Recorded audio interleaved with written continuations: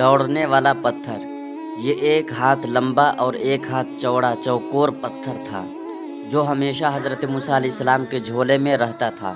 اس مبارک پتھر کے ذریعے حضرت موسیٰ علیہ السلام کے دو معجزات کا ظہور ہوا جن کا تذکرہ قرآن مجید میں بھی ہوا ہے۔ پہلا معجزہ اس پتھر کا پہلا عجیب کارنامہ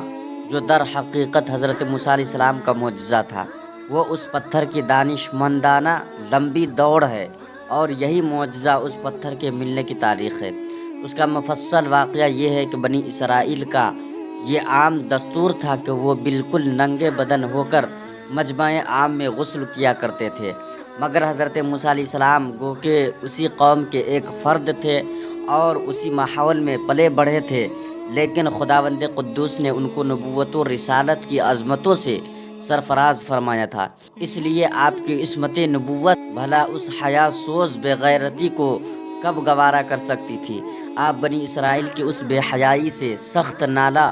اور انتہائی بیزار تھے، اس لیے آپ ہمیشہ یا تو تنہائی میں یا تہبند پہن کر غسل فرمایا کرتے تھے۔ بنی اسرائیل نے جب یہ دیکھا کہ آپ کبھی بھی ننگے ہو کر غسل نہیں فرماتے تو ظالموں نے آپ پر بہتان لگا دیا کہ آپ کے بدن کے اندرونی حصہ میں یا تو برس کا سفید داغ یا کوئی ایسا عیب ضرور ہے کہ جس کو چھپانے کے لیے یہ کبھی برہنہ نہیں ہوتے، اور ظالموں نے اس تہمت کا اس قدر اعلان اور چرچا کیا کہ ہر کوچہ اور بازار میں اس کا پروپیگنڈا پھیل گیا۔ اس مکروہ تہمت کی شورش کا حضرت موسیٰ علیہ السلام کے قلب نازک پر بڑا صدمہ اور رنج گزرا، اور آپ بڑی کوفت اور اذیت میں پڑ گئے تو اللہ تبارک و تعالی اپنے مقدس کلیم کے رنج و غم کو بھلا کب گوارا فرماتا، اور اپنے ایک برگزیدہ رسول پر ایک عیب کی تہمت بھلا خالق عالم کو کب اور کیوں کر اور کس طرح پسند ہو سکتی تھی۔ ارحم الراحمین نے آپ کی برات اور بے عیبی ظاہر کر دینے کا ایک ایسا ذریعہ پیدا فرما دیا، دم زدن میں بنی اسرائیل کے پروپیگنڈا اور ان کے شکوک و شبہات کے بادل چھٹ گئے، اور آپ کی برات اور بے عیبی کا سورج آفتاب عالم تاب سے زیادہ روشن و آشکارا ہو گیا۔ اور وہ یوں ہوا کہ ایک دن آپ پہاڑوں کے دامنوں میں چھپے ہوئے ایک چشمہ پر غسل کے لیے تشریف لے گئے، اور یہ دیکھ کر کہ یہاں دور دور تک کسی انسان کا نام و نشان نہیں ہے، اور آپ اپنے تمام کپڑوں کو ایک پتھر پر رکھ کر اور بالکل برہنہ بدن ہو کر غسل فرمانے لگے۔ غسل کے بعد جب آپ لباس پہننے کے لیے پتھر کے پاس پہنچے تو کیا دیکھا کہ وہ پتھر آپ کے کپڑوں کو لیے ہوئے سرپٹ بھاگا چلا جا رہا ہے۔ یہ دیکھ کر حضرت موسیٰ علیہ السلام بھی اس پتھر کے پیچھے پیچھے دوڑنے لگے کہ ثوبی حجر، ثوبی حجر یعنی اے پتھر میرا کپڑا، اے پتھر میرا کپڑا۔ مگر یہ پتھر برابر بھاگتا رہا، یہاں تک کہ شہر کی بڑی بڑی سڑکوں سے گزرتا ہوا گلی کوچوں میں پہنچ گیا، اور آپ بھی برہنہ بدن ہونے کی حالت میں برابر پتھر کو دوڑاتے چلے گئے۔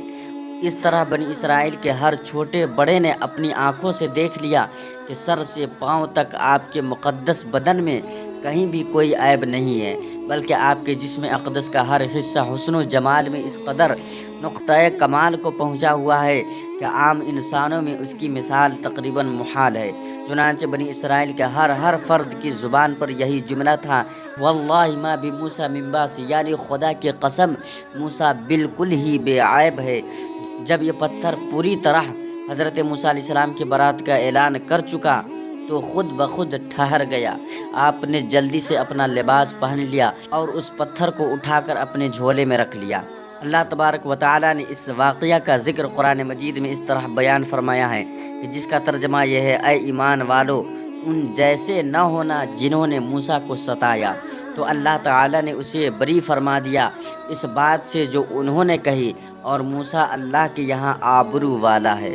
اور دوسرا معجزہ یہ ہے کہ میدان طیہ میں اسی پتھر پر حضرت موسیٰ علیہ السلام نے اپنا عصا مار دیا تو اس میں سے 12 چشمے جاری ہو گئے، جس کے پانی کو 40 برس تک بنی اسرائیل میدان طیہ میں استعمال کرتے رہے۔ قرآن مجید میں فَقُلْ نَضْرِبْ بِعَصَاكَ الْحَجَرَ میں پتھر سے یہی پتھر مراد ہے۔ اور ایک شبہ کا ازالہ، معجزات کے منکرین جو ہر چیز کو اپنی ناقص عقل کی عینکی سے دیکھا کرتے ہیں، اس پتھر سے پانی کے چشموں کا جاری ہونا محال قرار دے کر اس معجزہ کا انکار کرتے ہیں اور کہتے ہیں کہ ہماری عقل اس کو قبول نہیں کر سکتی کہ اتنے چھوٹے سے پتھر سے 12 چشمے جاری ہو گئے۔ حالانکہ یہ منکرین اپنی آنکھوں سے دیکھ رہے ہیں کہ بعض پتھروں میں اللہ تبارک و تعالیٰ نے یہ تاثیر پیدا فرما دی ہے کہ وہ بال مونڈ دیتے ہیں۔ بعض پتھروں کا یہ اثر ہے کہ وہ سرکہ کو تیز اور ترش بنا دیتے ہیں۔ بعض پتھروں کی یہ خاصیت ہے کہ وہ لوہے کو دور سے کھینچ لیتے ہیں۔ بعض پتھروں سے موذی جانور بھاگ جاتے ہیں اور بعض پتھروں سے جانوروں کا زہر اتر جاتا ہے، اور بعض پتھر دل کی دھڑکن کے لیے تریاق ہے۔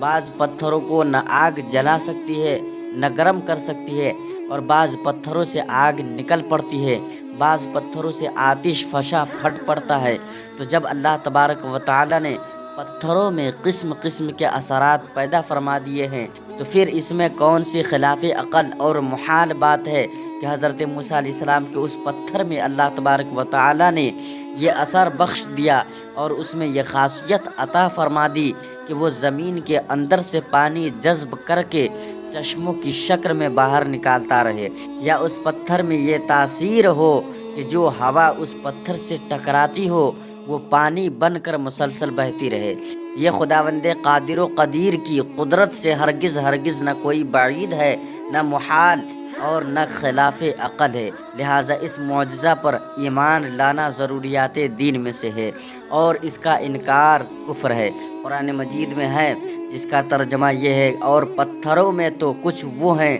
جن سے ندیاں بہہ نکلتی ہے، اور کچھ وہ ہیں جو پھٹ جاتے ہیں تو ان سے پانی نکلتا ہے، اور کچھ وہ ہے کہ اللہ کے ڈر سے گر پڑتے ہیں۔ بہرحال پتھروں سے پانی نکلنا یہ روزانہ کا چشمدید مشاہدہ ہے، تو پھر بھلا حضرت موسیٰ علیہ السلام کے پتھر سے پانی کے چشموں کا جاری ہو جانا کیوں کر خلاف عقل اور محال قرار دیا جا سکتا ہے۔ اللہ تبارک و تعالیٰ سے دعا ہے کہ ہمیں اس پر غور و فکر کرنے کی توفیق عطا فرمائے اور اہدنا الصراط المستقیم پر چلنے کی توفیق عطا فرمائے۔ آمین ثم آمین۔